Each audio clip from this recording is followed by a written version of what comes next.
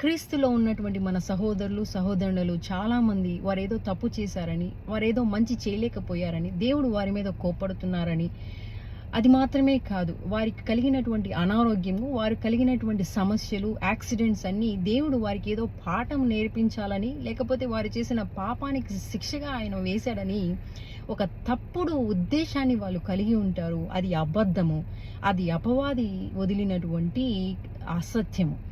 ఎందుకంటే క్రీస్తు ప్రభువారు శిలువలో చేసినటువంటి ఆ ఒక్క నీతి కార్యమును బట్టి దానిని నువ్వు అంగీకరించినందున దేవుడు నీ యందు బహుగా సంతోషిస్తున్నాడు.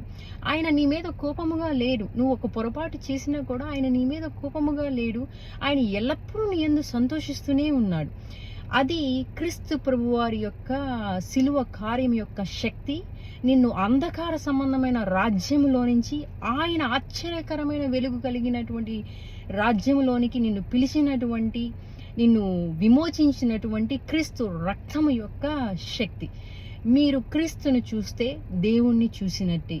ఒకవేళ దేవుని గురించి మీకు సరి అయినటువంటి గ్రహింపు లేకపోతే, దేవుడి గురించి దేవుడు నన్ను శిక్షిస్తాడేమో, దేవుడు నా మీద కోపం ఉన్నాడేమో, అటువంటి ఆలోచనలు కనుక మీరు ఉద్దేశాలు కనుక కలిగి ఉన్నట్లయితే గనక క్రీస్తు శిలువలో చేసిన కార్యమును మీరు గ్రహించలేదనే అర్థం. కనుక మీరు సత్యమును గ్రహించండి.